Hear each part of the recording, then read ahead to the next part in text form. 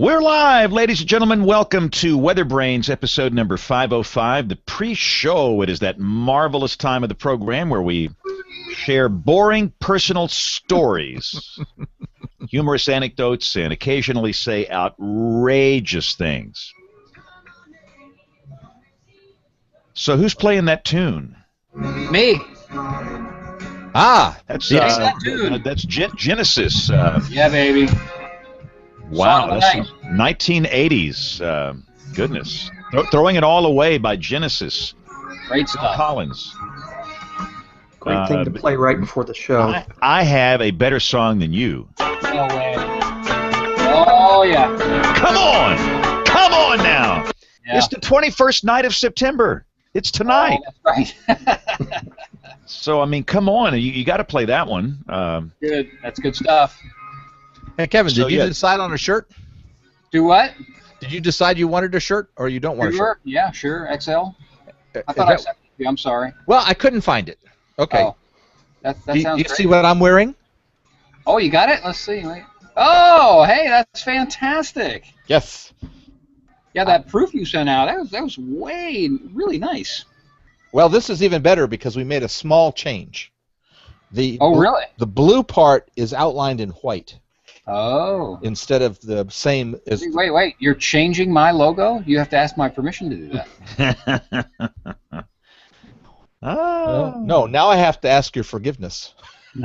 So when our guests can't figure out the Hangouts, who's going to call them now that Bill's not here? Right. I just invited both of them. This is also the part of the show where we get our guests on the air. Hopefully. David has joined us. Yep, I have. Oh, Hey, yeah. gentlemen. Dave talked. Gentlemen, who came in? On the wrong show. Obviously, you're the wrong podcast. Yeah, I bet to say, boy, you got the wrong number here. I use that term loosely. Very loosely. So yeah, we're gonna. I sense that we're gonna start on time tonight. Here's another good one. What? Another good one. We're going round Texas town. Only on this show do you get a little bit of ZZ Top.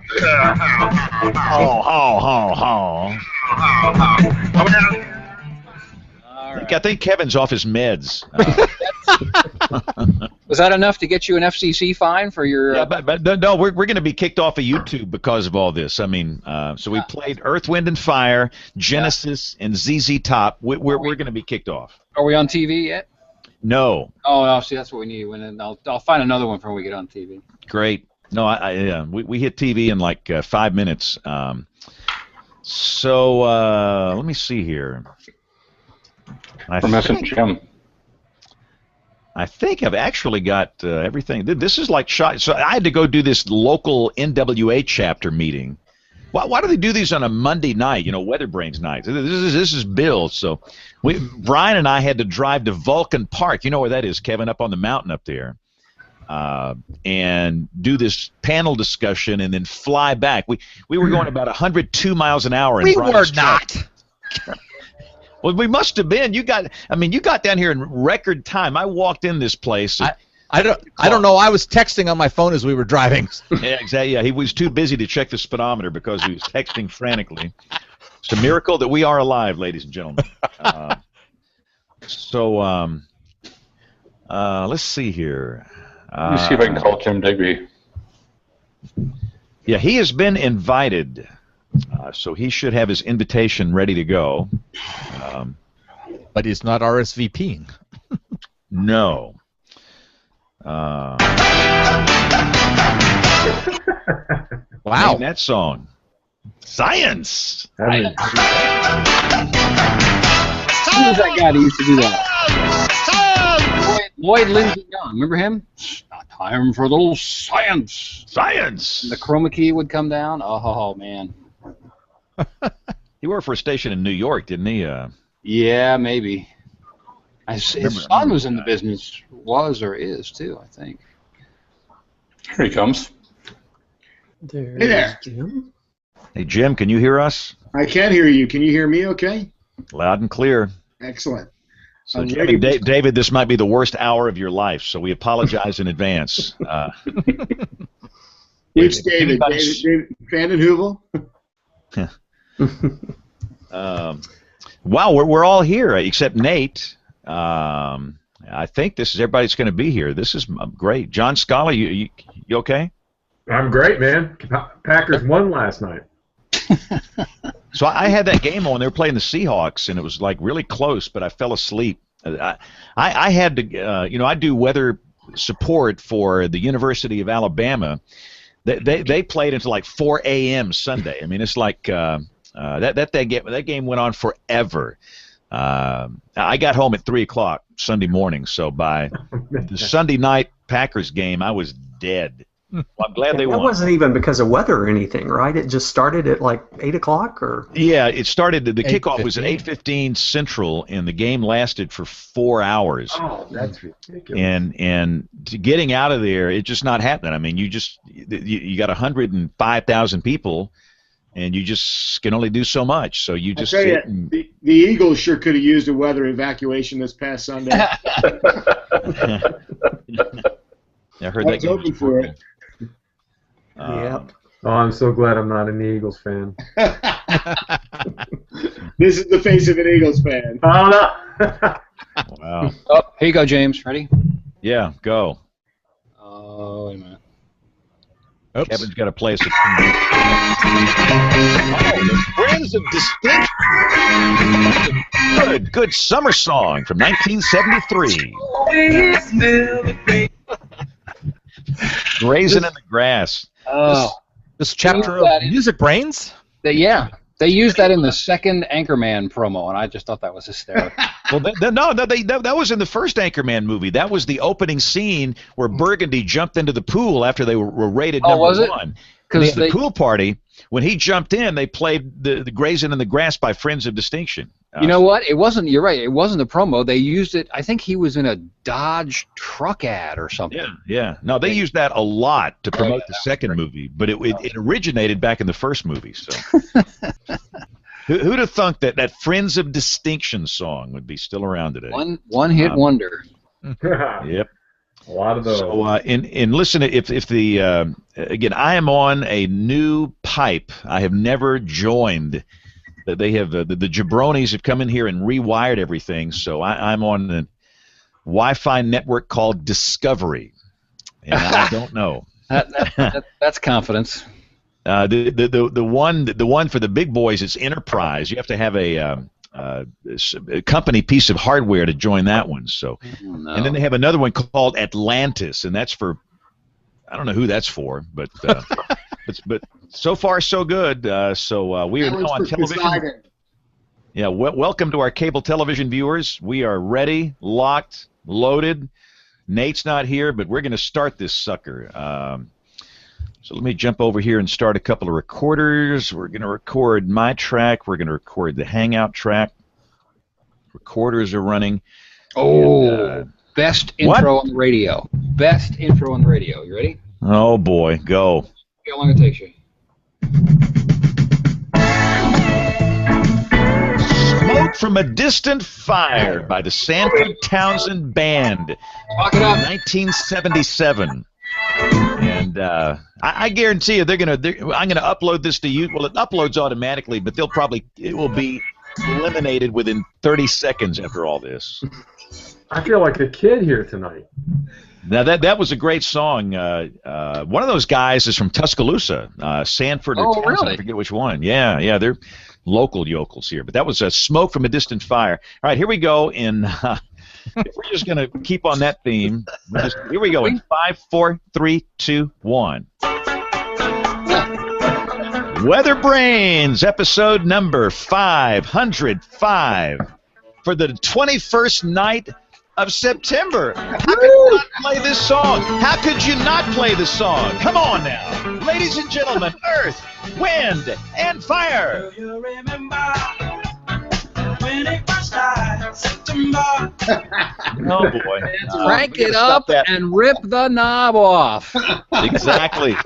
See, some of us grew up in a radio station, and every year on the 21st night of September, I think of that song, And what can I say? But thank you for joining us. This is the weekly program all about top 40 radio from the 1970s. No. And if you want to hear more, go back and watch the pre-show on the YouTube side. We don't put it on the produced audio podcast, but Kevin was cranking up some good tunes. So it's been one of those nights, Kevin. You did radio for how long? Oh, gosh. I can't even remember. It was 10 years, maybe? Something like that, at least. You're right, though. Grew up in radio, and we just never left, did we? No, it gets in your blood, and you know, it's so sad. There's really no purpose for that anymore. Everybody listens to music on their phones and, doodads, and they listen to their own music. So I don't know. But those were some those songs times. Lost art. Yeah, we'll do on the post show. We'll do a post show one week, and we're going to tack on some Kevin Collins air checks from the 80s, and I'll see if I can dig up some James Spann air checks from the 70s, and that'll be classic. We need to do that the blind talk up that we've talked about years and years ago. You and I talking up songs without knowing what they are. See if you can hit the post. Yeah, we both could nail those things. So we got man Jack on then. Yeah. So Kevin, real quick now, Kevin, for those that don't know, Kevin's a meteorologist in Wichita Falls for a TV station like I am. So we have other duties. And before you run off to do your local newscast, before we bring in our guests, let me ask your thoughts and opinions on the Dave Clark interview last week. Some deconstruction. Wow. Yeah, I was. Rick kindly sent out an extra pick of the week this week, and it's a blog post from somebody inside the Weather Channel that kind of speaks back to that. And I'm really excited for our topic tonight, and I kind of hope that we end up going long because I read this article and I'm just going to go off. I mean, That's why I sent it. Oh, thanks. So you're all stoking the fire. I'm accelerating the accelerant. Well, I really appreciate Dave coming on, but I went back and listened, and Nate and I went back and forth on emails after this, and he's running a business. I get it, but I think I find some things that just were a little, I don't know, a little frustrating, particularly around this idea that they seem to have recognized that they hacked off a good portion of what they kept calling the core weather community, and now there seems to be some effort, which is fine, to reel that back in, but you need to be genuine about it. And I think a big part of them realizing what they did wrong was this thing about, because the article is having to do with naming storms, and maybe we'll talk about it later, but I think that's where maybe the slide started within the weather community, because as James accurately said, they went rogue, right? And he kind of, bristled at that term, but they went rogue, started naming winter storms, and ticked everybody off, and now there is, for whatever reason, and I have to wonder if it's because of the ascension of the AccuWeather national television product, that they feel like they need to go back to the core now. And that article, which again maybe we'll talk about later, but I don't want to take up the whole time. I'm really interested in tonight's topic, James. No, we got a great show tonight. I totally agree. If we go long and if we have time at the end, we'll do some deconstruction. But and again, I'm very thankful Dave came on the show last week. It took guts to come on this show because he knew that there's going to be some criticism, and we don't tend to hold back here. So I'm very thankful that he came on the show, and hope he comes back. And again, we don't wish doom and gloom on the Weather Channel. We hope that they survive and they find a new model and everything just comes out fine. We wish the best for them, but it's a very interesting subject within the weather enterprise. But before we do that, let me say hello to Brian Peters. And for those that are watching, Brian, show off your new wardrobe, please. Oh, yeah. I'm wearing my new WeatherBrains shirt. Isn't it gorgeous? Ooh.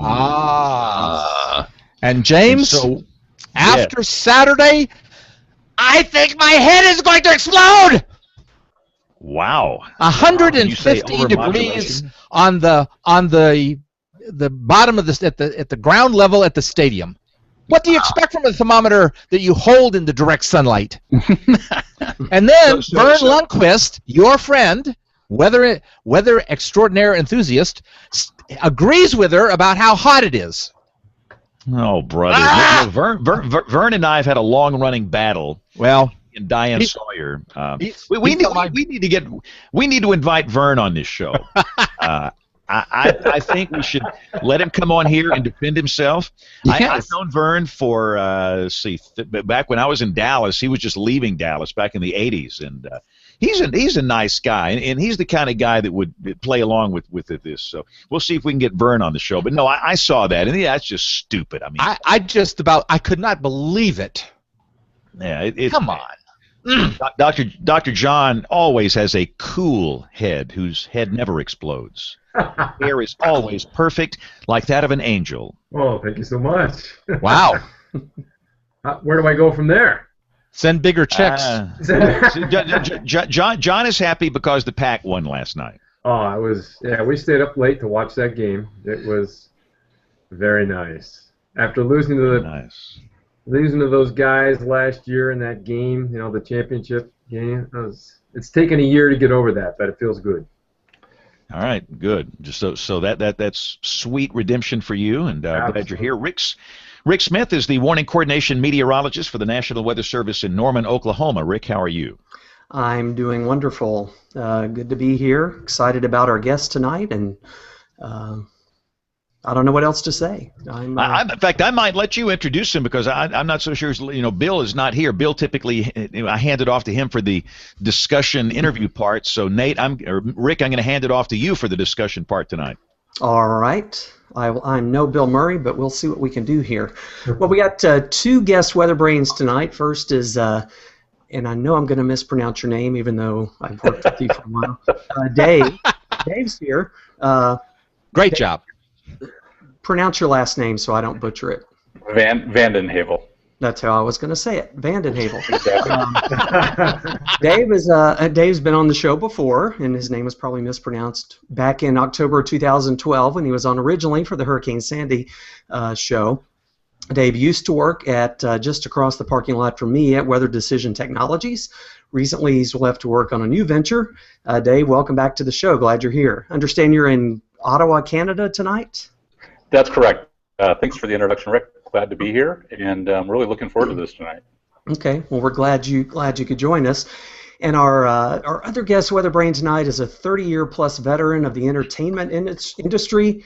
He's the founder and executive director of the Event Safety Alliance and owner of the collaborative Endeavor Group, providing international touring strategies and complete production solutions for the live entertainment industry. Currently serves as the director of touring and production for the multi-million selling artist Linkin Park, who we didn't hear at the beginning of the show, maybe later, and has previously worked with other artists such as the Backstreet Boys, Bon Jovi, and Marilyn Manson. He's a four-time recipient of the Tour Length's Production Manager of the Year Award, as well as Parnelli's Production Manager of the Year Award from 2012. He's a fierce advocate for event safety and ethical touring models. He's highly regarded as a keynote speaker on life safety issues, and he's just a great guy, and we're glad to have him here tonight. Jim Digby, welcome to WeatherBrains. Thank you, Rick. I noticed that nowhere in that introduction did Rick say a weather brain. Well, you are. If I didn't, I should have. You're an honorary weather brain or an honorary meteorologist or whatever. So, Jim, we'll start off with you. Tell us a little bit about yourself. What's your background, and how in the world did you get mixed up with all these weather people? I was that AV nerd in school, I guess, when it all started throughout junior high school and high school, and tried college on it for a little while. Ended up in an electronics school and started working in a nightclub back in the early 80s when working in nightclubs was fun, and found myself with a short stint at Disney, then film school, and then rock and roll music touring. And early on in my career in the nightclub environment, there was an accident that took a young lady's life, and it was, as you can imagine, life-altering to be close to that event and to have a touch point for that event, and it, I think, set me on a course for where the trajectory I'm on now with respect to safety. It took some time for it to evolve to this place, but here we are now, and we're talking about weather, and we're talking about contingency planning at live events, and things that were considered in the past and are being more considered these days, thanks to our efforts with the Event Safety Alliance. Jim, in a lot of ways, it seems like you working with Dave and Weather Decision Technologies have kind of, to me, it looks like you set the standard for weather awareness, weather safety, weather preparedness in the music industry and especially the outdoor events industry. I know it seems like once you got involved and once that started, you kind of got the ball rolling. I mean, is that true? I mean, doesn't seem like there was much going on in this whole arena, no pun intended, until you got involved. I don't know that I want to take credit for all of that. I think that there were a lot of people out there doing good work on their own and making efforts to be more weather conscious and more weather prepared on their own prior to our efforts with the Event Safety Alliance. Unfortunately, as is often the case, blood sometimes spills before people really pay attention. And that seems to be the catalyzing moment to get people to pay attention in a greater way. And you know, when the incident in Indiana happened, we all know about some time ago, it kind of ignited our industry and made us more receptive to alternate ideas to expand our ability to be more prepared in the face of bad weather and in the face of, frankly, other contingencies that we may not have been planning for as robustly as we are now. Yeah, because when you're dealing with an outdoor event, and Jim, you're sitting I'm assuming you're at home, you're sitting in a nice office there, but you don't sit behind a desk very often in your job. I mean, you are on the road quite a bit, is that right? I mean, you just got back from an extensive trip. Where have you been in the last few weeks? In the last 4 weeks, I've been, let's see, I just returned home from Europe, 10 shows in 20 days in Europe, and then just prior to that, we were in China. We did the first ever rock stadium tour of China. We hit 5 cities in China, which was a feat. It's difficult to put first ever and China together in the same sentence and have fun at it. But we managed to pull it off, and we had one event that was affected by weather, and we were in preparedness mode to evacuate, and fortunately didn't need to. But yeah, we've been traveling quite a bit, and I am behind a desk on the road more often than not, but we're a constantly moving target, and that bears evidence to the fact that we here in the United States are we have really high resolution weather details available for us, where abroad in places like China and in most places around Europe, it's hard to get the same kind of look into the weather that we get elsewhere, that we get here. Now, but before I move on, you mentioned China, and you had maybe a concert that was affected by weather, but there was another weather-related impact that you lived through that I'm terrified to even hear you talk about, because I'm not a huge fan of flying, but you guys went through an ordeal on a plane in China. Talk about that for a little bit. I'm nearing. Let's set them up nicely, Rick. I'm nearing 2 million miles in the air now, and thankfully, knock some wood, that none of that has been terribly scary. Leaving Beijing at the end of the tour on practically no sleep, we were on a brand new 787 leaving. I'm sorry, not 787. Help me. Is it 787? Yeah, it's a 787. Yeah. Leaving on a brand new 787, we were about 40 minutes out of Beijing. I believe the pilots had requested permission to go around a storm. Not sure whether that permission ever came. We flew directly into the storm, and it was the kind of storm where you only hear about on the news, where people were bouncing through the air, and the pilots came on the air and said, "Flight attendants, take your seats and stay there." And then we, wingtip to wingtip, rolling and bouncing all over the place, things falling in the cabin, the sound, what sounded to me like decompression, and then it finally settled for a little bit, but the plane had a shudder, much like a car with a bad front end alignment. The pilot then came on and said, folks, we're turning the plane around and putting it back on the ground in Beijing as fast as we can. I have no confidence in my equipment.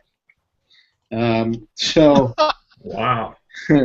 the plane turned around and away we went. I think we got back to the ground in about 20 minutes from, I think we were 26,000 feet when he turned the plane around.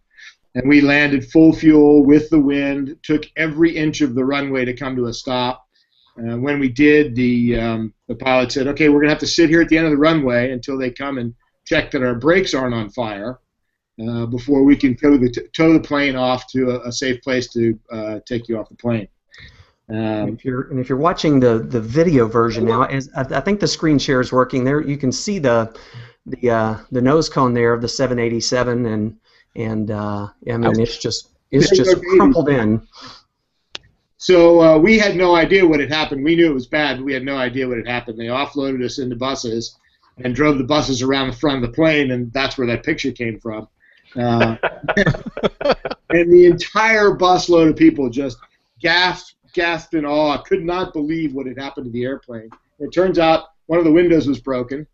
Leading edge on the starboard side was messed up on one of the wings. There was a light that was broken out on one of the wings. It was really badly damaged. And we had, other than the turbulence, we had no idea just how bad it was. I later saw the pilots in the airport, and they were pale as could be. And I think just happy to be alive. I thanked them for getting us back on the ground in one piece. No kidding. And later the reports were we were in a hailstorm, and that damage was done by hail. Yeah. Terrifying. And that doesn't end there, Rick. If I could tell you, 2 weeks later, when we were leaving for Brussels, we boarded an airplane in Philadelphia, direct flight to Brussels. 40 minutes out on the flight, flight attendant opens the oven door to serve dinner, and fire rolls out of the oven door. It was smoke. She then puts the cellophane hood on, takes a few seconds to figure out how to get the safety off the fire extinguisher before she's able to put the fire out. So, I reckon I'm the safest guy on the planet to fly with right now. Jim, did you ever get an explanation as to how you guys got into that storm? Only speculation. I'm pretty sure the clamp was put on the flight crew to talk about it. Some of my colleagues flew on that same flight, different airplane the next day. The flight crew was on that flight, and they weren't talking. What I did read some stories in the aftermath from pilots who were anonymous on the web, saying that oftentimes when they call air traffic control in that region, they're told to stand by, and then there's no reply after the standby. So speculation would say that perhaps they were asked for a diversion. They asked for a diversion and weren't allowed to go around the storm. I'd be interested to know the facts myself. I don't. At what point? I'm sorry to interrupt you, Rick. That's okay. Go. At what point can the pilot say, "Hey, there's basketball-sized hail in there. I'm not going in"? I think if you're flying over different territory, that maybe diverting from your flight path is probably not as risky as it might be flying in that territory. I don't know. Again, speculation. I do know that a few days after that happened, there was a flight leaving Boston for Seattle that had an emergency landing in Denver with the same sort of incident, only in this case it broke the front nose cone completely off the plane, and every windshield for the pilots was shattered to cloudy. You couldn't see through any of the windows, and they had to do an automated landing, which is not something that's practiced quite a bit. Terrifying stuff. We're glad you're here. Thanks, Rick. More so now after hearing all those stories. Our relationship, the reason I met you and the reason we got together is because of David and because of WDT and some initiatives that went on back in the spring of summer 2012. And I want to go back there and talk a little bit about how Lincoln Park got directly involved in this Storm Ready program. And Dave, you jump in here too because you were instrumental in this. Talk a little bit about how the relationship between Lincoln Park and WDT and David specifically developed, where that came from, and how that led into this whole Storm Ready supporter thing. Well, it goes back to the catalyzing moment to create the Event Safety Alliance. After the tragedy of 2011 in Indiana, I was affected, as was I'm sure everybody in our industry, to the core, to the point where I felt something needed to be done, and I was not alone in that. And thanks to the help of some of our colleagues, we were able to put together a small working group, and we were having phone calls about what could we do, how could we raise the bar of information in the industry, how can we get people to pay more attention, because in our estimation, all due respect to all the parties who were involved, the weather incident can happen. That you're not going to change that. What you can change is your preparedness for that weather incident and your ability to execute a plan in the face of bad weather. And we felt that was an achievable goal, was to help people find a plan, find a pathway to how can we navigate around all the other motivators that say the show must go on, to a place where, okay, the show must go on, but not at the cost of somebody's life. And during that phase, after that incident, and my desire to be proactive about it and help maybe find pathways for our industry, I put myself into some some training courses, some of which were put on by venue managers, which are different from my vertical. And one of the courses put on at the time by the International Association of Venue Managers was a storm weather course in Norman, Oklahoma, at the university. So I attended that, and at the end of that, they presented different technologies. The folks who had created some of the apps, weather apps, and Weather Decision Technologies was one of the presenters there, and I got a chance to meet Mike and talk about, I had a vision for it. Look, up until now, I'm the guy on the, with the duty of care for my team, and the best I'm doing for my team is either calling a local radio station or TV station, or calling an airport, or looking at the weather radar myself and maybe holding a pen up to the screen and trying to determine, that looks like it's about 30 minutes out. I think it's going to be bad. And that was the best we had at the time for how we were advising our folks. And I had an idea to try to find a means by which we could receive more customized data that we needed specifically, that were relevant to our trigger criteria, without having to put another body on the road, a meteorologist on the road, which is not truly practical in all cases, especially for the smaller events. So I proposed an idea to do that to Mike. Mike said, yeah, that's the business we're in.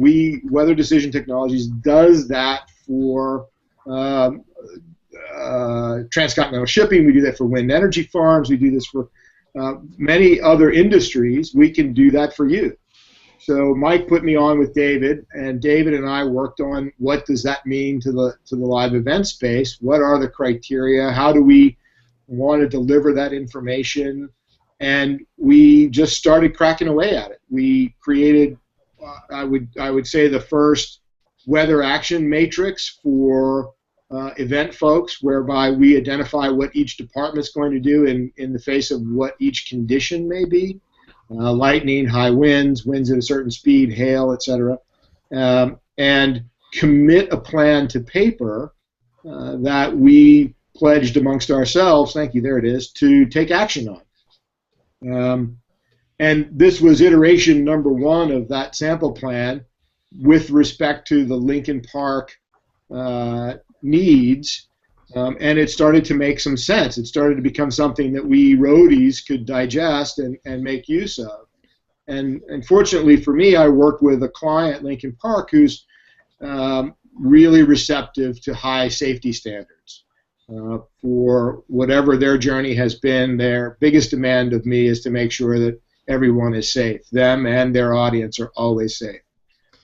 Jim, can you talk a little bit? We're showing one of the examples of a matrix that you guys put together. Can you talk a little bit about that? I think it's a couple of things that are interesting to me is you guys can't wait on a warning. I mean, you can't just wait for the weather radio to go off and say a severe thunderstorm warning. Obviously, you've got trigger points that are much lower than the traditional Weather Service warning threshold. And so this chart may be a little bit hard to read, but you got the threats over on the left-hand side, and across the top you've got everybody that's involved in the production. Talk a little bit about what we're seeing here and how this is kind of put together. Sure. This is iteration one, and one of the aha moments that I had in this training seminar in Norman was, the National Weather Service can't, by its charter, I believe, institute lat-long specific forecasts. Their job is the public at large. It's not to deliver criteria weather forecast on a specific event for specific needs. And in fact, a lot of their storm warnings don't even kick into place until after these criteria are met, until far above these thresholds. So we had our different vendors, our different equipment providers tell us what their engineering reports were on their equipment. What were the thresholds for instance, the video wall? What was the threshold for the PA hang? And we looked at those that data and aggregated it into this chart so that it looked as though the baseline prepared to respond wind criteria was 15 miles an hour for pop-up tents on the concourse. And we started to put these trigger points in place with the use of the vendors' engineering teams. And then we had an engineer do an overall plan summary for our tour for that summer when this plan was executed. We're now in a much more refined place with respect to this plan, because even this plan can make you kind of dizzy. And we've kind of made it a red, yellow, green plan now, where we've reduced the number of action points to, okay, you're taking action, or you're preparing to take action, or everything is clean and green, so that response time can be quicker. That chart refers to all of the detail on the production side of the barricade, if you will. My duty of care by law is for the things that are in my sphere of influence, those things that I brought to the venue to produce the show that day. My human side plays to the audience and everything else as well. So I'm coordinating with the local promoter or the local venue who has the responsibility, the duty of care for the folks out in the audience, to make sure that they've got their plan. They're making sure that I have mine. I need to know that that I understand their trigger points and what they're going to do with respect to audience safety. And it's different because I'm playing 5 different venues in a week, and I'm seeing 5 different levels of preparedness in a week. I'm seeing 5 different types of criteria in a week. My criteria more or less stays the same, but what to do with the audience changes day to day. I mean, you saw the Lollapalooza event this year where they had 100,000 people that they had to push out of the showgrounds. It was a textbook evacuation. It was really well done. But you saw the photographs of all of those people on the bridges and on the roadways trying to make their way back to their cars, their Faraday cages, or whatever other safe shelter that was there.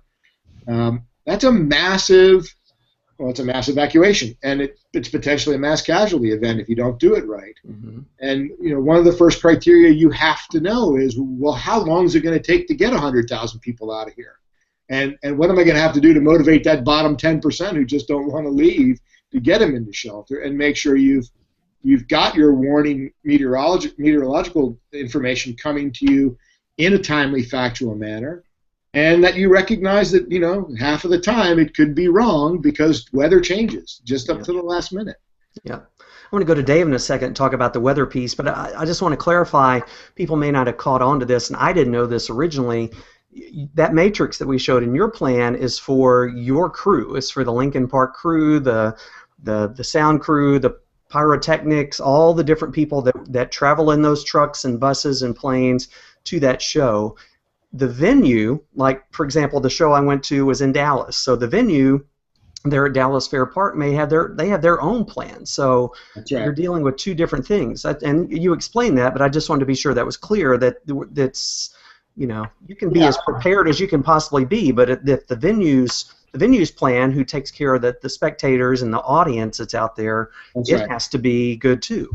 Well, I think while we're in this transition place in time, this changing culture with respect to safety at live events, it's important for all of us it's important for me as a representative of X-client to show the venue that I have a plan and that we expect you to have a plan. And if you don't have a plan, let me help you get to a place where we can all agree that these actions are smart. It's not that people want to do the wrong thing. It's that safety as a prime consideration is still rapidly evolving in the event space, and people are playing catch up with where we should have been years ago, but we're getting there quickly now, thanks to the Event Safety Alliance and other folks who are already doing the right thing, who are now talking about that. And the venue has to have its, the venues, I'm a guest in somebody's house when I show up with an artist, in this particular example case. So the venue knows what the venue conditions are. They know the evacuation time or the exit time of the audience. I don't know those things. They know where safe shelter is for that venue, or one would hope that they do. And they know what their messaging means are going to be to get people moving and get them back to their cars. We, on the artist side, it's not that we just care about ourselves, but we have our own duty of care that we're responsible to legally. But as a good human being and a good citizen of the earth, we're also going to help motivate in any way we can the evacuation of folks when we believe it's necessary, and hope that we're right, that we needed to take that action and that people made it to their safe shelter in time. And if we're wrong, then all we've experienced is a show delay and maybe some embarrassment. But hey, better that than incidents like Indiana. Because none of this works. I mean, if the band is still on the stage or the players are still on the field, nobody's leaving. So that's an important first step, I think. It is a collaborative endeavor. It is absolutely a partnership. Let's talk about the weather side a little bit, Dave. You WDT, when you were there, you obviously got involved with Jim and Lincoln Park, and describe a little bit about the kinds of services that you provide, and I think it's interesting to talk about too that you actually follow them around, not virtually follow them around on tour, and you're providing information wherever they are. Talk a little bit about the level of service you provide, and talk about the differences and the kinds of things you can give somebody like Jim versus what we at the Weather Service can do. So when I first got involved with Jim, one of the things that we had to do was break down that initial trigger chart and take a look at what the actual critical weather triggers were, and once those were identified, it basically, believe it or not, I spent 22 years in the Air Force before I retired, and we did the exact same thing in our mission planning products. So I took a mission planning product that we had been using to brief a 3-star general on what the upcoming weather threats were, and modified that to fit into the live event space. And during that process, what we were able to do is come down with critical safety points, get those identified, turn them into green, yellow, red type of decision support things, and be able to send very pinpointed alerts out through our weather ops weather team at Weather Decision Technologies. So we're utilizing all the National Weather Service products. They've got a lot of other data types that they're bringing in as well. The Global Lightning Network, global satellite data when you get it, obviously, like Jim explained, in some portions of the world. If there is no radar there, obviously we don't have a radar to look at. But you can still look at lightning data. You can still look at model data and other meteorological parameters to give our best guess forecast. That goes into the planning product, which basically goes out 7 days in 6-hour increments. There's a tactical product that looks at the short-term forecast for the next couple of hours during, while the show is being loaded in until when the audience arrives, and throughout that time period. And then there's the alerting process that goes on, where we're going down and we're targeting individual cell phones back to Jim and his crew when we have those types of connections. As we know, when some of these stadiums fill up, depending on the network that they're on, sometimes it's a physical phone call, or Jim will have someone manning the phone talking to a private meteorologist back at WT and those types of things. So it's really a collaborative effort. We try to train the customers as much as possible so that they can be our eyes and ears forward. At last year's Event Safety, the Event Safety Summit, we were able to give the storm spotter training to all the attendees that attended the course. So just helping us be that eyes forward. and you're providing this information, or they're providing this information. If they're in Brussels or they're in Rome or they're in, I mean, it's worldwide, right? You're giving this information wherever they are, wherever the tour is. That's correct, on a global basis. So you are at the mercy of, like you said, if they don't have good radar network, you know. You need good meteorologists at that point. That's right. Yeah. We had an interesting event. One of the first events that happened with us with the service was we were in a show in Nickelsdorf, Austria, which is in the headlines recently from the refugee thing, and it was an outdoor festival, and I was receiving my weather updates from WDT a full hour ahead of the weather updates that were coming to me locally there, and it was an evacuation case. And in the middle of the day, and we were able to restore the audience. The main stage was able to carry on. The second stage got beat up pretty bad by the wind. And when it was time for us to go on that night, the winds were right at threshold for taking action on the structure. And having a meteorologist on the phone, I'm literally holding the phone to my ear and holding the band off from going on stage. I would have pulled the night. We wouldn't have done it. But I was hearing that what I was seeing was the outflow of the weather, and that the winds, though they were at my threshold at that time, were not going to be increasing, that they were going to be decreasing. And, you know, it was a pucker factor call where, okay, are you sure about this? I mean, I'm in Austria. You're in Oklahoma. Yeah, I'm fairly confident that you're going to be all right. All right, well, let's put the guys on stage. Well, we went on the stage that night. We did our show. We got our paycheck, and we've, you know, in effect, paid for the service for the remainder of the band's lifespan. You know, it's not about not doing the show. It's about doing the show safely.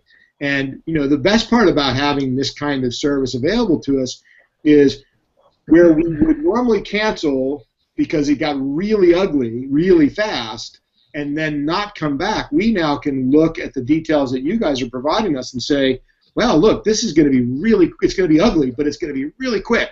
So if you get to your cars and stay safe, we'll get back on the radio and let you know, and we'll come back at this in 45 minutes or an hour after we've made sure everything's okay, and we'll have the show tonight. And that's happening a lot more now than it's ever happened before. And I'd like to think that that's because we've all teamed our resources together and made this kind of information available for folks. And when you look at it, Jim, I think you can confirm this, but over the last 3 years that we've been working together, you've realized that meteorology is a professional sport. It's more than partly cloudy, mostly cloudy, and the things that you get off of some of the media sources. And when you're working with a private meteorologist that's focused on what you're doing, you're going to get that type of guidance that you need to make a decision. And one of the things that comes out of that process is it's not about ratings, it's not about hype, it's taking an objective third party and looking at the situation and coming up with our best guess meteorological forecast. And this is a association of professionals that provide these types of products. And it's go ahead, sorry. Correct. Go ahead. I was going to say it's because we have confidence in the people providing those details for us that we're taking these actions. I mean, back to the professional sport element. Kevin Clazel, one of your favorite guests, has made it abundantly clear that weather is a 50-50 sport. It's getting better, but still to this day, it's hit or miss when it gets down to that exact lat line. Much of the time, you can say with absolute certainty you're going to get clobbered. But there's always that factor, that steering current that's going to take that potentially catastrophic event that you've warned people about and steer it away from you, and then you look like the bad. I think you call that the Digby effect, right? Yeah, the Digby Doppler effect. I feel a whole lot better as a human being that I'm not putting my team in harm's way based on me holding my thumb up to the screen and saying, yeah, it looks like it could be ugly. This is the way of the future for sure. And we've had rapid expansion in the number of people taking up the service in just 2 years' time, and I expect that before long, everybody will be taking up the service. And I think that the thing to know is the difference between your consumer-grade app and a real meteorological firm who understands your specific needs. I have moments of vulnerability when putting when the roof of a stage is going up, I'm really exposed to lesser criteria of conditions, and I want to call to somebody and say, hey, from 1 o'clock to 4 o'clock, I'm going to be pinning my roof off, and I want to make sure that I'm okay. Am I okay? I can't take 20 miles an hour when I'm pinning my roof off, rather than gazing at the sky and hoping for the best. This is an important evolution for us in the production space, for sure. And I think one of the outward signs, and I think one of the things that got a lot of attention and maybe got some more interest among other acts and other tours, and I know it did, is when we went through the process to apply for the Storm Ready Supporter recognition. Now this was behind the scenes in the Weather Service. This was kind of a weird deal because we weren't recognizing a mall. There wasn't a place with an address. It was this group of trucks and buses going across the country. So that's what the recognition was for. But we made it work, and we've done a few since then. I'm going to show. Let me see. I'm holding it up on my screen, Rick. Yep, there it is. There's the certificate, and here's our picture. Let's see if we can get it up there. Definitely one of the oddest duties I've had as the warning coordination meteorologist. Heck are those guys? A rock concert in Dallas, Texas, but hey, it was an experience, and I loved it. It was great. That's the band Lincoln Park, and that's a lot of the Weather Decision Technologies folks there. You can see Dave standing there to the left of me, and it was a cool experience. And Jim should have been in the picture, but he was back in the background making sure that, I mean, this was a pinpoint precision exercise here to get this picture taken. It was on a tight schedule, but it was cool. Sure. It was a cool event, and so after that we've done Heart. The band Heart has done this, and we've had some stage companies that have done this. We recently had we're going to be recognizing soon SFX is a production company out in Atlanta later this week, I think. So there's some cool stuff going on. Yes. So we appreciate that, and yeah, again. Well, the Storm Ready program, if I can, Rick, this was 2012, I think, when we went for that. Mm-hmm. And what was important at that time was trying to recover some understanding from the ticket buying public that it wasn't just self-serving for Lincoln Park. It was like, hey, we in the entertainment space are taking what just happened last year seriously, and we want you to understand that we're developing new ways to make sure that something like that never happens again, as best we can.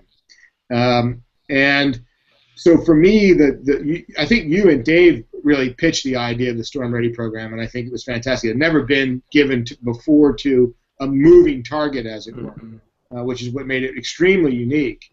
And it gave us a little bit of credibility back to the ticket buying public to say, this thing was possible, and in fact, it holds us to some degree accountable for, all right, we got to have a plan. We have to know what we're doing. We're beholden to this appreciation from the Weather Service, and I think it's a great pairing, and we're just scratching the surface with that, and probably should ramp up our rhetoric about the Storm Ready Supporter program as much as the Weather Spotters program too, right? What was the other one we're doing now? Weather Ready Nation Ambassador. Weather Ready Nation Ambassadors. That's right. Ramp them up as well. Yeah, that's an important program too. And we kind of went around it, but we didn't really talk a lot about the Event Safety Alliance. I know you mentioned the event that we had in Norman. We had one this past, was it March? Yeah, we had yeah. And I'm assuming we'll be doing that again at some point. But that's a really cool event. And talk a little bit about what I got to meet people from the NFL, people from who attends these events, like the weather workshop that we have there in Norman. Right. So this is the Severe Weather Summit, also put on by the Event Safety Alliance every year. It's a 2-day weather contingency planning session. Again, we show folk, people who sit in the seat that I sit in, myself included, have come from a place where we are all meteorological buffs. I don't know that I know a production manager who isn't a big fan of meteorology. I watched the Weather Channel religiously at 10 of when they were doing it for the hurricane report in the summer season. And it made us weather buffs, and some of us are pilots, and we think we know enough about weather to be taking on that responsibility in the event space. Well, in point of fact, my lawyer and Vice President of Event Safety Alliance says, you're not a meteorologist. You don't want to be making those forecasts. It won't hold up well for you in court. You want a professional to do that. Right. So the Severe Weather Summit is a spin-off of what the IAVM was doing, targeted directly to outdoor event producers, so that folks in our space who are putting on college graduations, baseball games, college athletics, you name it, have a place they can come and for 2 days talk with weather experts and learn about creating contingency plans. How do we determine when it's time to evacuate? How do we make sure we've got data that's actionable? So that happens, I think, first week of March. We need your help, Rick, to lock the venue down again. But we're going to be doing it again in 2016, and until everybody is prepared with with knowing how to react to weather. Hey Jim, this is Brian Peters over in Birmingham. Hey, Brian. I love your enthusiasm and your interest in this. What bothers me, and I do provide meteorological support to a number of different events, most of them because they have rain insurance, and they have to have a meteorologist. The insurance company requires it. It just strikes me odd as to how hard it is to sell safety to these big, to these medium, small, big, these outdoor events that are so susceptible to the weather. And yet, I applaud what you're doing. Thanks, it's just it's so hard that there's a couple of people that I've dealt with that are, I guess you would call them promoters. I guess they're the ones that organize it all. Sure. And I've worked with them in certain events, and the severe weather has been very secondary to how much rain falls in the bucket and are we going to collect insurance. And I don't know, somehow I have a hard time understanding that mentality. So it's a really, really valid point, Brian, and it's part of the paradigm shift, the cultural change that we're trying to make. And in fact, your analogy is correct. For the longest time, and in some cases still today, that insurance cancellation doesn't kick in until there's been a specified amount of rain over a specified amount of time, which has no bearing whatsoever, as we all on this know, to whether or not a structure will blow over in the wind. Precisely. And as long as the protections that are in place for the event insurance are written on criteria that don't protect the event when the event wants to do the right thing, we're at a really bad crossroads. Yeah. And I think one of the things that we've been able to do, thanks to Fireman's Fund Insurance, which is now Allianz, and many of the other brokers or the other underwriters in the business, and Lloyd's of London, frankly, ProSite and Hub and all of these other insurers are now reevaluating where that cancellation insurance should reside. It doesn't have to be in rainfall. No, maybe that's a component, but there are other components now that everybody's conscious of that we need to consider. Yeah. And one of I think the insurance industry is slow sometimes to react, but they do understand, as generally as an organization, but they do understand all of the money they've paid out recently to a lot of the claims that have happened at some of these events where people have gotten hurt. And unfortunately, I think what we've sensed over the last couple of years, and I think we'll see a radical shift in this in a very short time, is now that they know that their risk is there and their exposure is in there, they're going to mitigate it, and they're going to start demanding these services, and that you have a weather support plan, a real weather support plan that's not based on precipitation falling out of the sky, but based on solid criteria that engineers have reviewed, and now meteorologists are watching. And where a lot of people take this as, oh, you'll get a reduction in premium if you use the service, but where we think the industry will probably be going to is they're going to start mandating some of these things. It won't be a decrease in insurance. You won't get insurance for your venue unless you have these plans put in place, and that's really where this needs to go. Yeah, and I would say it slightly differently in that, the insurance companies wrote it based on, I don't know where that criteria for rainfall came from and why that was the criteria that the industry stuck to. I can tell you that if we're able to show the insurers that we have a plan that encapsulates are there other risks, and we've acknowledged what these other risks are, and we agree that those are risks we need to take action on, then the insurers can write to that need.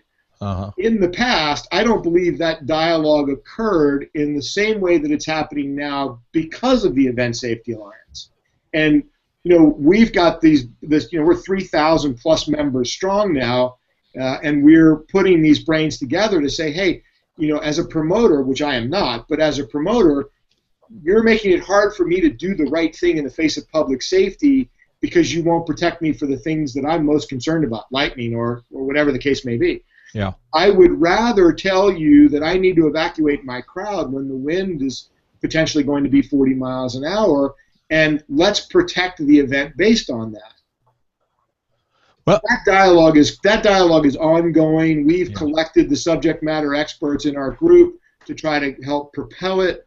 The insurance company has, every time we've had this kind of a discussion with the insurance companies, they are all about helping us to find better pathways to protect everybody so that everybody can be doing the right thing. Brian, you nailed it on the head that this was a problem that is slowly going away, and that's because the National Weather Service and folks like yourselves, the Event Safety Alliance, and forward-looking production people are helping to get the word out. Where we lack the kind of support we need is, we need the artists to step up and say, hey, this is smart. We need to get behind the Event Safety Alliance and the work that they're trying to do. We're not just about weather, and we're not just about outdoor events. We're about creating a baseline general hazard awareness training for people, having some measurable level of understanding for safety in the live event space, which currently there is not as a norm. There are groups that are doing it, but as a norm it doesn't exist. And we're really excited about the progress we're making in just 3 years' time. Mm-hmm. But I guess I'm being a little impatient with when you see these stories about these events like the one in Indiana, and there's been other ones. Yeah. It just makes you wonder why the people that are putting on these events don't have more interest like you do in doing it. I remember at a downtown event here in Birmingham called City Stages, I stood on the stage with Willie Nelson, convincing him that the lightning he was seeing was a long way off, because he was concerned about it, and I was glad he was concerned about it. And it was lightning that finally ended the show. At that particular time, the lightning was more than 10 miles away. His guy, by the way, in my role is someone who's very proactive about this sort of thing. Mm-hmm. Brian, I don't think anybody in show business wants to invite somebody to an event and have something go horribly wrong. Of course not. Yeah. That's where we are, and I know listen, you're talking to a guy who started ringing this bell 4 years ago, and if I had it my way, it would have been done by door time 4 years minus one. But the reality is we're in a new space and time. Mm-hmm. The right people many people are having the dialogue. I've lost my point to you now about that. I think we're going to get there for sure. Yeah, sorry, I lost my point. Well, my point here, I guess the question I was leading up to is, what can we as meteorologists do from our side? I think this event out in Norman, this weather summit or whatever, is a wonderful thing. Wish I could come to it, but what can we as meteorologists on our side help or do to get these promoters who are hiring me to be a rainfall observer and then bugging me about whether they're going to have wind or tornadoes or lightning or that ends up being the secondary thing, and this one thing about whether or not they're going to get a 1/4 of an inch of rain becomes the primary thing, but then the most important thing becomes this weather support, and it just I don't know, I'm frustrated at not being able to get it to more people. Well, let me go back up because I found my point again. Let me check one thing real quick. Yeah. Right behind you, Jim, is the event safety guide. and I see you've got a copy of it there on your desk. With actually, it looks like you've got I indexes and borrowed stuff. it back from David Clark because he had Al Roker's book out, and I thought that heck could be all right. Smart.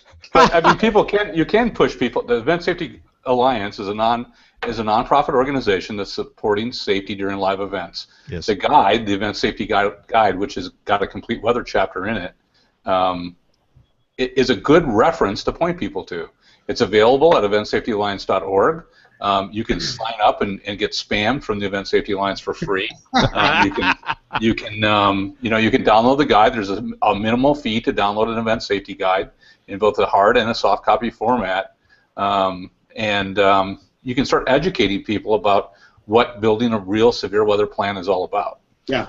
I was not aware of your guide, and we're going to include a link in our show notes. I was not aware of it until tonight. Till today, so well, you've just nailed it on the head, Brian. That's the most you guys can do right now for me is make people aware of it. For us, is make people aware of this. This is a grassroots effort with some of the biggest names in the space of producing shows. But let's remember that we are show producers. We're not. Our job is to stay behind the artist, not be out there in front of the artist. So it's really hard for us to get the kind of attention that we need. And the kind of guys that are frustrating you are guys who are scratching their head wanting a better plan, but they're also the guys charged with the responsibility of making the show amazing for the people who paid money for tickets. So, right. I don't expect all of the production folks to turn into a fanatic like me that doesn't sleep at night anymore, but I do want to try to make a pathway for my peers so it can be easier for them. And if they can't do it themselves, at the very least, they can put a line item in the budget that says, weather contingency planning, or bring us, let one of your team members be your safety guy, something along those lines.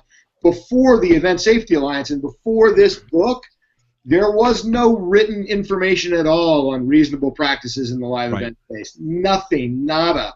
You can go to school and learn how to work in a theater, and you can go to school and learn how to work in a television studio, but you can't go to school with a production background and executing live shows in large format. Yes. Well, I got a lot of experience in Atlanta in 1996 with the Olympic Games. Oh yeah. Because I was one of 15 meteorologists from the National Weather Service that provided support, and we had to provide support for many venues with criteria, as you pointed out earlier, that was much lower than what the severe thunderstorm warning criteria was for. And one of the things that we were able to get across to the Olympic planners was that they had to make decisions before the event actually occurred, and that they risk making a decision and then something changed and it doesn't happen, but you're still making the right decision, and that's sometimes the hard part to get across. That's hardest to get across. That's harder to get across to the audience than it is anybody else. Yes. Look, this summer alone, Firefly Music Fest in Delaware, Dover, Delaware, had to evacuate. The RFK show with the Foo Fighters had to evacuate. Lollapalooza did it, and Mumford & Sons had their plan out in public before the show even took place, so the public would know that they were prepared. And even still, in the event of a really bad weather event that rolled over the Lollapalooza site and the Firefly site, the audience was tweeting about, why can't I see my artist? Well, aren't you happy that you can ask? What was the last show you went to that was worth dying over? Yes. Yeah. So, absolutely. Well, thank you. I appreciate those comments. Thanks, Brian, for your questions. Hey guys, this is John Scala coming to you from Lancaster, Pennsylvania. Oh, I'm right down the road. I'm in Downingtown. Oh man, good enough. Good enough. I'm looking at my radar scope right now. There's some rain headed our way. I'm glad we started to move in this discussion towards liability and even some legal considerations, because when we deal with these large events, we've got an enormous number of people. I wanted to show this to you. I'm going to screen share a tornado warning. Now, this was issued back on Sunday, May 30th of 2004. It was issued by the Weather Service in Indianapolis, and it was for Marion County, which includes the city of Indianapolis, but it also includes the Speedway. And this was the Indianapolis 500. This was back in 2004. So you have 150,000 people, and they are in the venue, but you've probably got another 150,000 people in the grounds, the fairgrounds surrounding. the event. So you may have 300,000 people. Now you've got to decide, how am I going to deal with an evacuation? You've got a tornado warning for the very place where they're located. So my question is, how are promoters and the managers of these venues dealing with sizes of this magnitude? Are they providing on the back of your ticket stub a disclaimer that says, it's your own personal recognizance, it's not my responsibility. Once you buy a ticket and walk through the gate, your safety is your own, it's not mine. Yeah, I can't speak to how those guys are doing it, but I can speak to your frustration and the fact that, you know, there are so many. We're so mitigation concerned. We're so litigation concerned that we think that the end of days is to print a disclaimer on the back of the ticket, and my hands are clean. I say poo-poo on those folks. That's, you know, bad on them, and the audience should be demanding more from those folks. I do think, however, on the back of a ticket, it could say, in the event of foul weather notification from the event officials or the race officials, you are to evacuate immediately to your vehicle or to X shelter place or whatever the contingency plan is, and give them details other than, hey, if you're not doing something about it yourself, kiss your own ass goodbye. I'm with you. Oh, Jim. Show title. Can we say that in our show title? I'm all right Just with Put it. dollar signs instead of the S's. I think that, you know, That's look, right. Or give your hind parts. it's a shame that John, you know, again, that's a lazy man's way out. Oh, yeah, sure.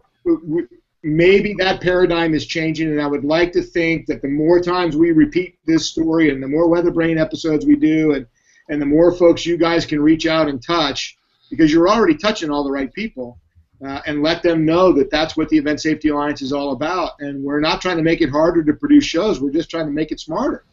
And one of the things we've noticed, too, as we've been on this journey together, is that people need to play together. When one of these events comes together, because, you know, NASCAR, the venue can own the fans in the stands, the pit crews take care of some of their own destiny, and we know that it needs to be a concentrated effort to pull one of these evacuations off.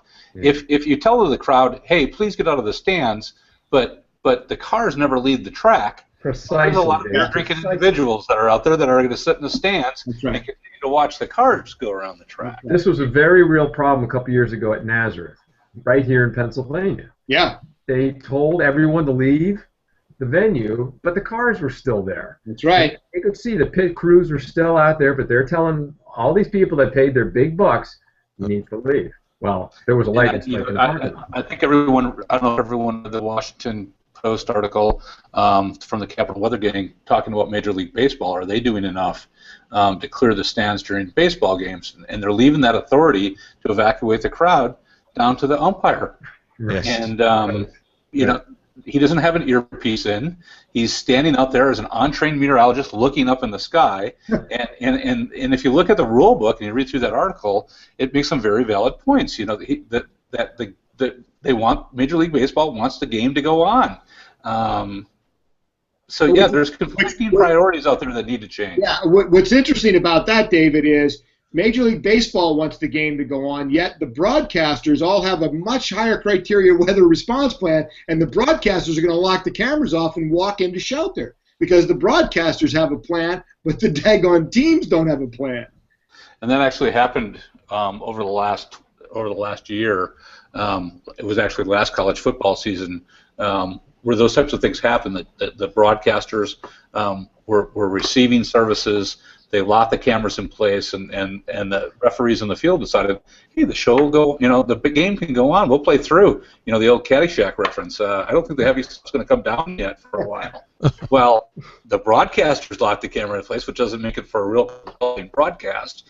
But nonetheless, yeah, coordination among some of these organizations really has to come to the forefront. It's a good point, John, and I think the takeaway is everybody has to be playing from a playbook. And what we're trying to compel the industry to do is, I've got my playbook for the things that are my duty of care, the venue managers should have their playbook for the things that are their duty of care. The promoters should have their playbook, and all of us should be sitting down at a table on a sunny day and agreeing that we're all going to take action on these plans and sticking to that commitment. Amen.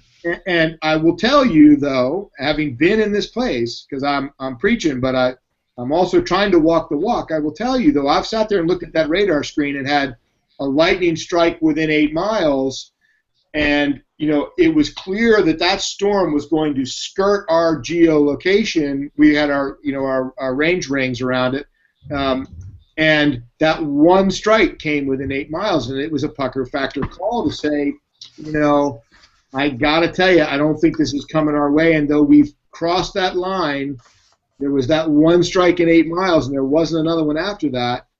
We made the decision to go on. There's still a little bit of voodoo science to this, that having another show title. Let me share one more picture with you since we're on this subject of pucker factor. This is a real. Please don't show me what I think you're going to show me. No. There you go. You've probably seen this. This is kickoff, Virginia Tech. This is Lane Stadium, right? August 2000. And this is captured by ESPN. And this lightning strike hit in the parking lot behind the stands. Yeah. 65,000 people. I think there's an even more current incident of that from 2015. I think, Rick, was it you or Kevin Claysel posting a picture like this from this year? There have been pictures similar to this, more recently. I don't know if it was, there probably has been this year. I can't remember the stadium, but there was one that showed fans kind of milling about because there weren't any instructions given. They all knew they needed to get the hell out because there were 3 strikes, I think, within a couple of miles of the venue, but nobody had any directions, and they were just kind of buzzing around the field. What do we do next? Yeah. There's a lot that has to. I mean, you have to invest. And this is what the hardest turning point is. You have to invest as much time in your contingency planning as you do in producing the show. And if you can't do that as a show promoter, producer, or sponsor, then you hire somebody who can do that for you so that your name isn't on the thing that fell over that killed that girl who's not going home tonight. And that should be the thing that puts the hair up on everybody's arms when they think about these things. We're so busy producing the show, we may not be thinking about all these other things. But that contingency plan is as difficult and as complex and as intercoordinated as anything else that you're doing on that day. Look, I got 22 trucks showing up at a venue with everything from electricity to lights to sound to video to pyrotechnics to lasers, you name it. It's all getting installed in an 8-hour day, and it's all coming down in a 2-hour day, and we're on to the next city, or 2-hour loadout, and we're on to the next city after a great show. Why the heck can't I invest an hour's worth of time talking about, all right, this is what we're going to do when it gets ugly? Yeah. And in that Major League Baseball article from the Capital Weather Gang, I'm showing this on my screen, I think. This was a tornado-warned storm that was heading towards Busch Stadium in downtown St. This is about as scary as you can potentially get. Here's your tweet on that, James, as well. This is bound to happen sooner or later. We can't stop it from happening, but we can certainly take precautions to get people out of harm's way or attempt to. Hey, fellas, we got to roll these recorded segments in a second, but first off, quick note here for Jim. Brian Peters wants to know, Jim, if you can get him some concert tickets for the Backstreet Boys and the Village People. The Village People. I think the Backstreet Boys are going out with Marilyn Manson. I'm starting that rumor right now. There you go. So a lot of talk tonight has been about the outdoor venues. I'm worried about these indoor concerts. You know, there's a venue in my market, 15, 20,000 people in this building. Well, what's the hardest to plan for, indoor or outdoor venues? Well, I would say with respect to weather, obviously it's the outdoor venues. I think that there are more holes in the armor in an outdoor venue, if you will, that could sneak up and bite you. Indoor venues, fixed locations like that have the hardest to plan for is a greenfield event, where yesterday there was nothing but a baseball field, and today it's now a show field, and it's getting 50,000 people are coming to your house. The indoor venues are unique because you're in an environment where if something happens behind the crowd that's on the floor, they're all going to want to rush toward the stage, and you have to have really well-informed folks. I'm trying to drop in something else for you guys. Really well-informed folks on how to how to evacuate that space. I would say being indoors is always nice, especially when the rain's coming down and the lightning's all around. Yeah, and I'm thinking mainly of tornadoes. We're in a tornado market, and you know, Brian, my fear is that this BJCC or Legacy Arena, you know, you got 17,000 people at a concert, and you know they're not paying attention to the weather. Is there space in that place to shelter these people? I don't know. I have no earthly idea. I mean, we all worry about the outdoor events, but I worry about those indoor concert halls too. I mean, I don't think they got room, Brian. Do you? No, and that's the problem. I'm with you there, James. But the good thing about those large indoor venues is that many of them are engineered buildings, which I don't want to say all of them will hold up, but they should hold up better than, you know, typical construction. Yep. Well, let's do this. Let's pause here for just a second. We got so much we could talk about, but just for a quick moment, and one of the reasons for this, we're doing news in a temporary set. Instead of walking across the hall, I now have to walk to Atlanta to get to our news studio here. So they're building a new set, so we're like in temporary quarters on the other side of this building here. So I got to get these recorded segments in. Let's take a quick break. We got Professor Peters, WeatherBrains 101, Tony Rice, the astronomy report, and much more as WeatherBrains rolls along. WeatherBrains 101 with Professor Peters. The GOES satellites provide meteorologists with an unprecedented view of our planet using three main types of images: visible, infrared, and water vapor. Visible imagery, like the name suggests, is an image of the Earth in visible light. This would be the same as that of a person taking a picture with a camera. The satellite detects sunlight reflected from objects within the viewfinder. In the case of the satellite, the objects are the upper surfaces of clouds. Thick clouds do a much better job of reflecting light and therefore appear brighter in visible photos. With the satellites positioned over the equator, they view the northern hemisphere at a slight angle so you can get a sense of the vertical development of the clouds. Also, taller clouds will cast shadows onto lower ones, so visible imagery is an excellent tool for locating developing thunderstorms. The obvious problem with visible imagery is that it's only available during the day. To combat this problem, the infrared or IR sensor was developed. It senses radiant or heat energy given off by the clouds. Warmer clouds, those lower in the atmosphere, give off more energy than cold clouds, which are much higher in the atmosphere. The IR sensor measures the heat and produces several images based upon different wavelengths in the IR range of the electromagnetic spectrum. Often these images are color enhanced to help better distinguish the taller or coldest cloud tops, usually from thunderstorms. Water vapor imagery is unique in that it can detect water vapor, that is, water in a gaseous state, in addition to clouds. However, due to absorption of energy by the atmosphere, this view only sees the top third of the troposphere. While the low-level moisture is hidden from the satellite sensor, the upper-level moisture and dry areas are plainly observable. Moist areas show up as white and dry areas as black. With about 71% of the Earth covered by water, our view from space helps immensely in tracking storms or other weather features over the vast oceans where observational data is often lacking. If you have a question about the weather, you can drop an email to question@weatherbrains.com. Looking beyond the atmosphere, here's Tony Rice with your Astronomy Outlook. On Sunday, September 27th, the Western Hemisphere will be treated to a total lunar eclipse. This is a rare primetime eclipse at a family-friendly hour, so bring the kiddies out to experience it too. This total lunar eclipse also coincides with lunar perigee, or the closest point in the moon's orbit to Earth. The best part of the show begins as the moon passes into the darker or umbral part of the Earth's shadow.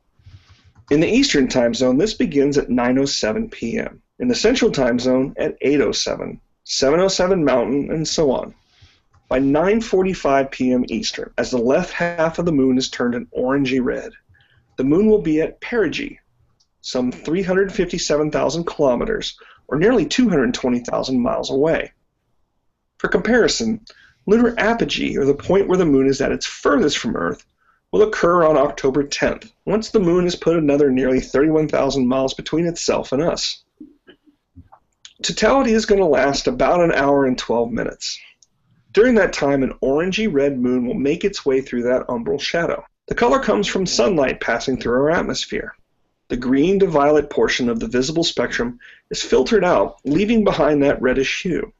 Perhaps a more romantic, but still technically correct way of looking at it is that the moon is serving as a projection screen, all the sunsets and all the sunrises in the world, simultaneously.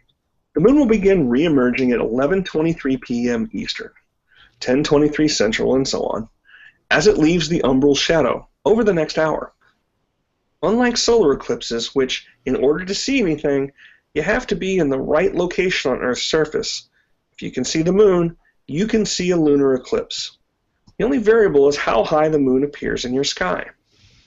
For those on the East Coast, that umbral part of the eclipse begins as the moon is about 25 degrees above the horizon, very comfortably above the tree line.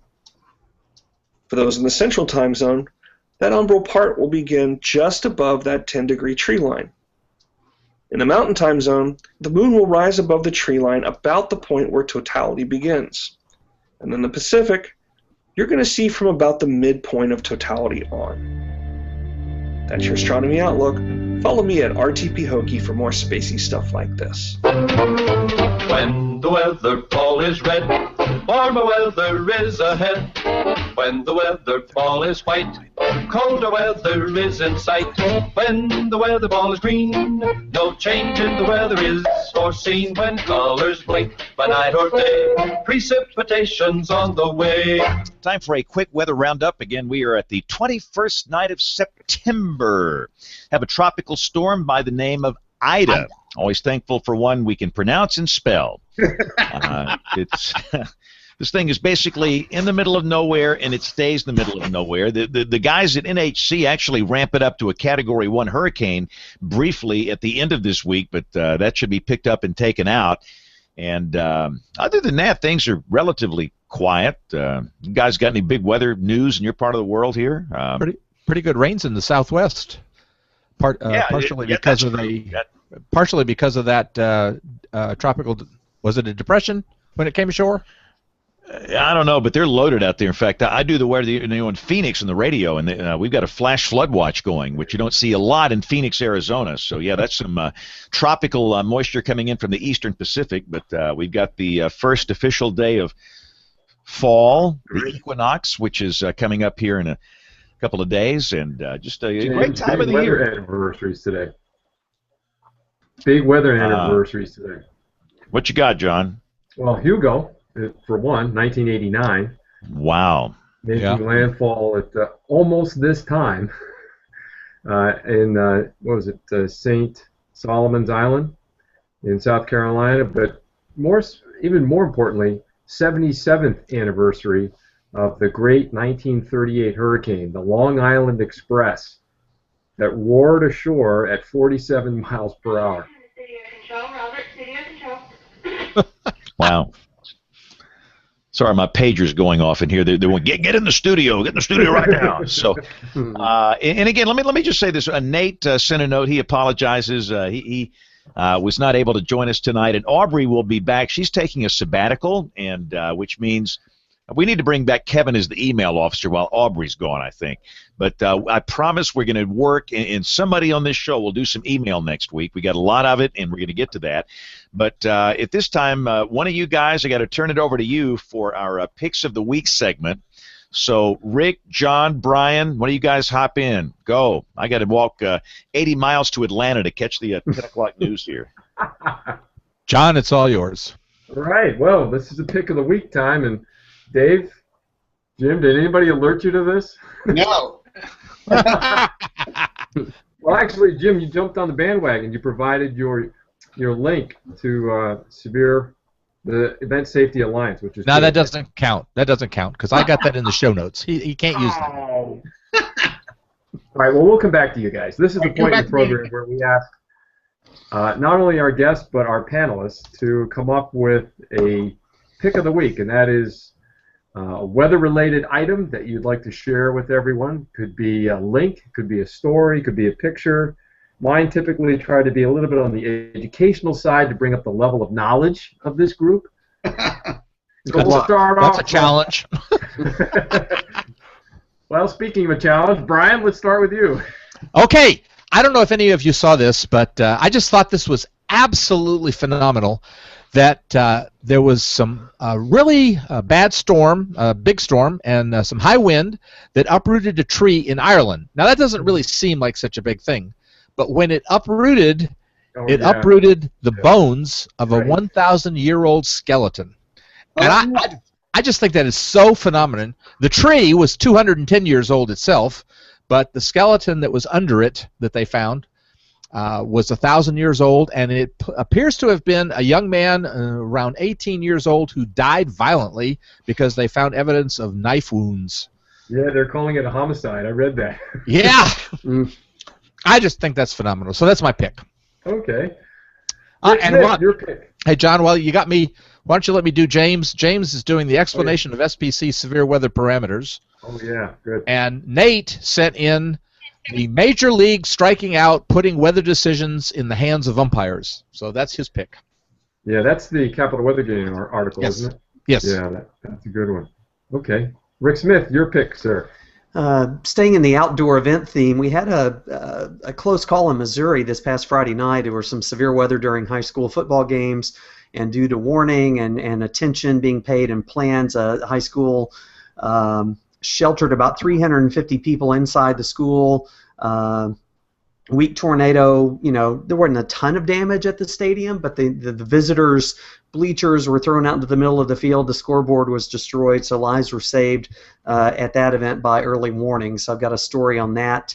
Actually, it's from weather.com. I chose that one because it's a nice summary that's got a lot of different aspects to that story. So we don't hear about the good news enough, and that's good news. That was a plan that worked, and the warnings worked, and everything worked. And because of that, we didn't hear about fatalities or injuries at Cass Midway High School in Missouri. Yeah, good pick, Rick. That's a really good article, too. Kevin Sully, we got a few moments for you. Hey, I'm going to follow up on what I started with at the top of the show. This is a link to a blog post on the American Meteorological Society website sent to us by Rick Smith, who's apparently trying to agitate me and egg me on.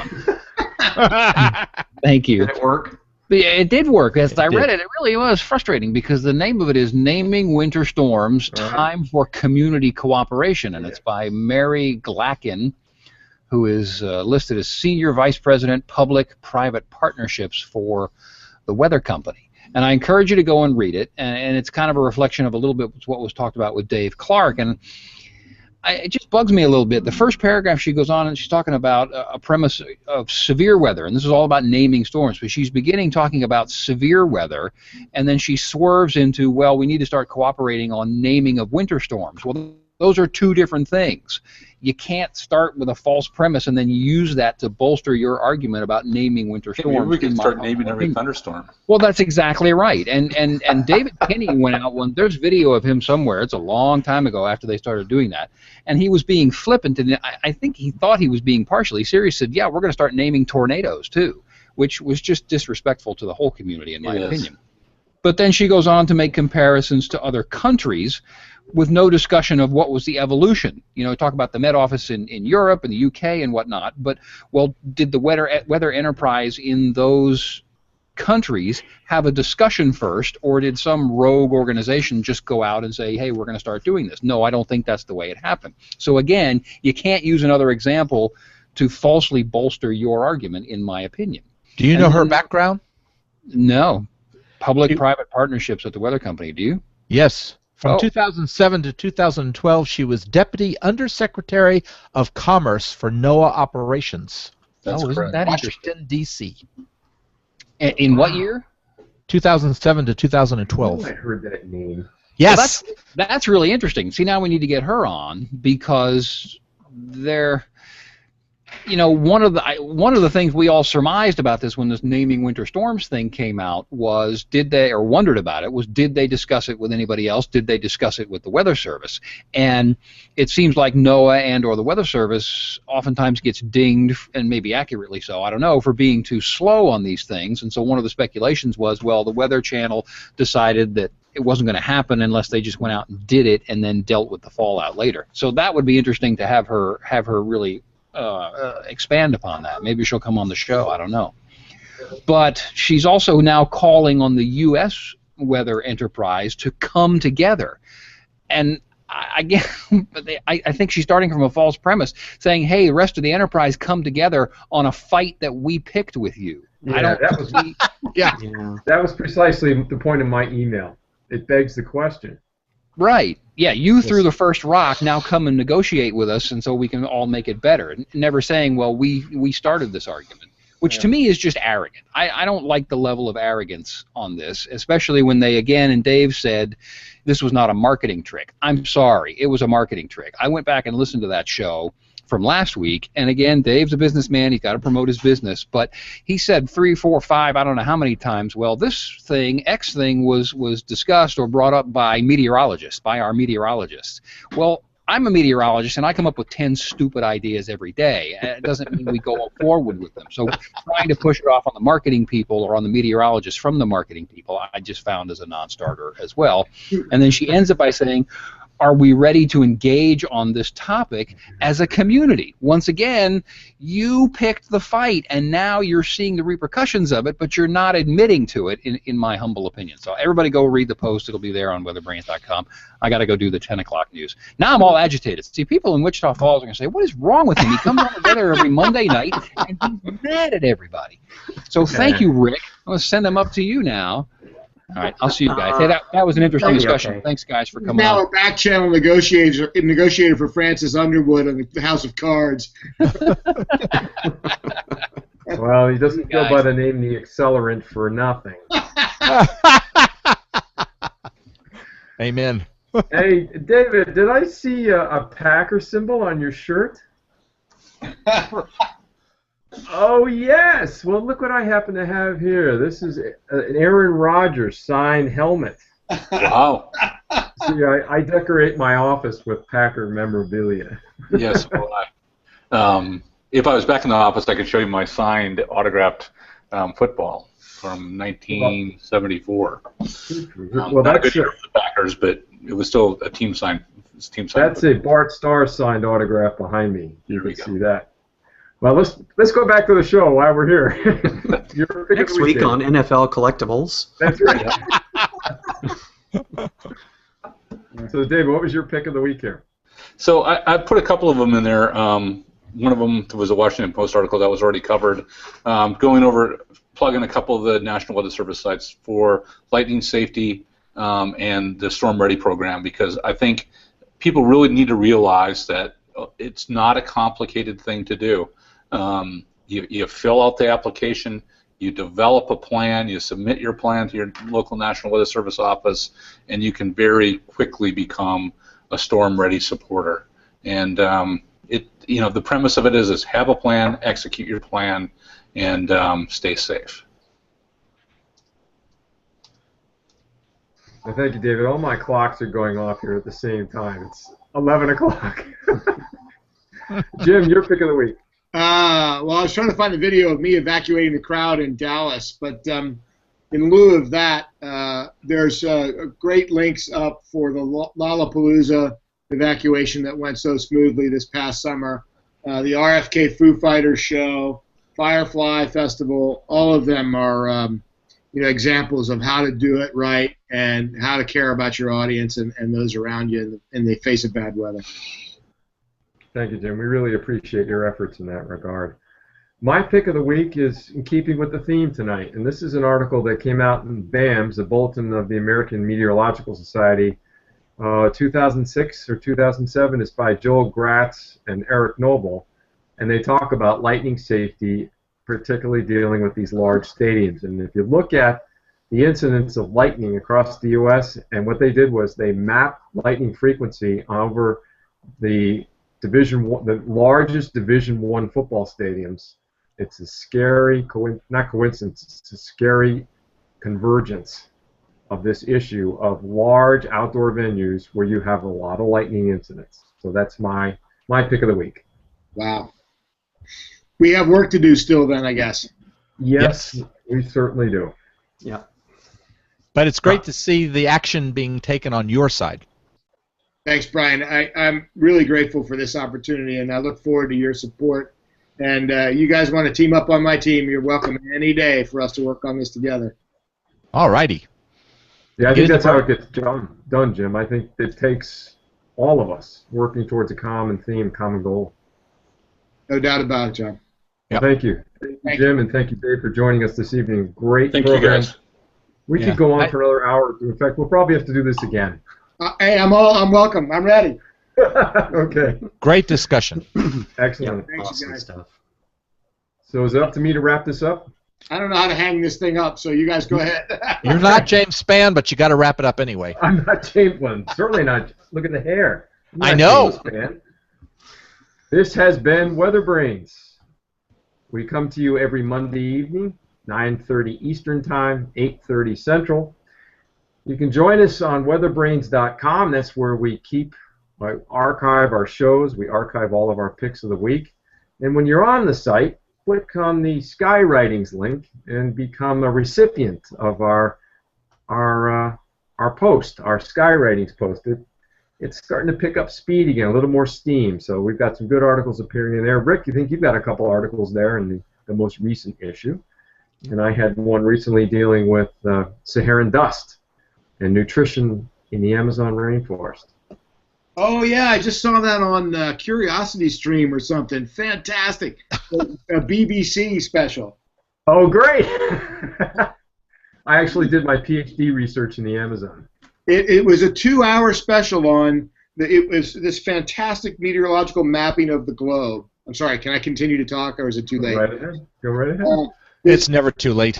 This was just the most phenomenal special I've seen. I don't know if it was a PBS or a BBC, and I have a link saved somewhere. I'll send it to you guys. And it talked about how when it cools off in the wintertime and the Antarctic the ice starts to get made there, the salt falls out of the ice, creates a current that runs from the Antarctic up to the Arctic. Talks about the dry winds coming out of the Sahara feeding the Amazon rainforest, bringing up soil nutrition. It's just fantastic. Some of the greatest modeling I've seen on a global scale. Just so exciting. I've got to find it. Now I'm all excited about it. Well, the atmosphere and the surface are interconnected. There's no question about that. So not to go down this rabbit hole, but so that means we're all one global resource living on one planet with one place to go here.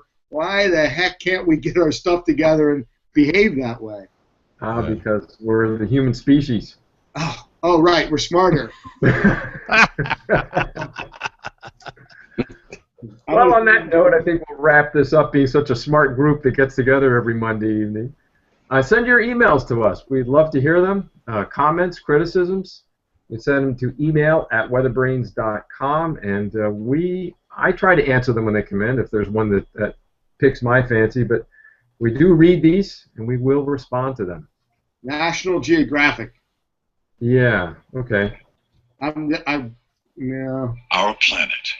I did. Found it. Hold on, I'll send you the link. It's on YouTube. Excellent. Excellent. This is awesome. You guys. So next week, Brian, who's on next week? I forgot what. I have no idea.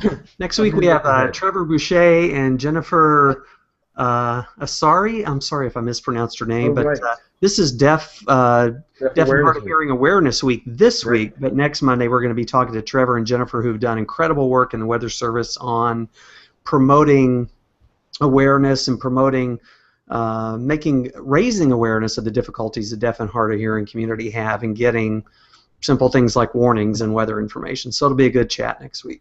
Yes. Excellent. Right. Cool. And the following week, you want to mark this down in your calendar. Chuck Doswell will join us. That's October the 5th. Eli Jacks on October the 12th. And then October the 19th is our live show from the National Weather Association in Oklahoma City. So that's it for this evening. Something that's more rare than lunar or solar eclipses. Which is? Getting our group together. Oh. I mean, right. The problem is Kevin keeps hogging the WeatherBrains Learjet. Oh. Oh, that's where all the money's going in this program. Okay. No, it went for these shirts. I wondered why I couldn't get a contract. Maybe that's why. It's all going towards the Learjet. Yeah. Okay. Contract. Fuel is expensive. Yeah. See y'all next week. Yeah, thanks, guys. Thanks for joining us. Have a great evening. Thanks, Jim. Thanks, David. Appreciate it a lot. So long. Guys. Talk to you later. Yeah.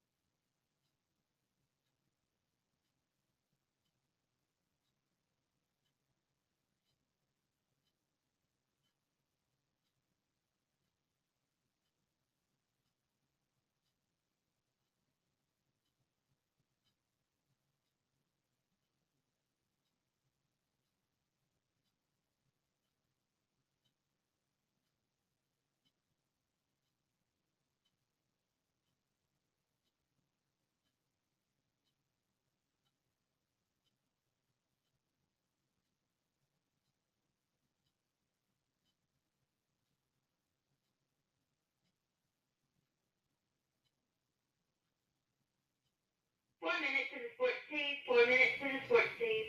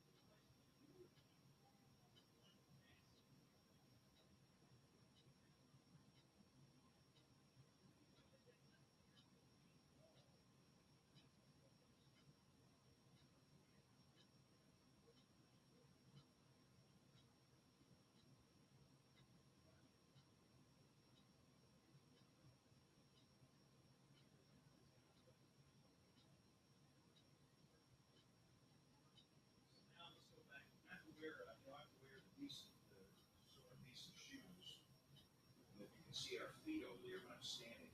My head was like glaring. It was horrible. I got some powder back here. Just got to kick it up a notch. Hey, thank you to Hayden Elementary School for that nice cookie today. Oh, this is going to be really funky. So, and goodness, I'm carrying so much stuff. I don't have any hands. Yeah, WeatherBrains is still live. That's weird. Ah! All right, so hello, WeatherBrains fans. Let me turn my camera back on here. I can put like 5 things down. I've got iPads and IFB wires and phones I'm holding. So this is what it looks like for the WeatherBrains live shot here. Let me turn my camera back on.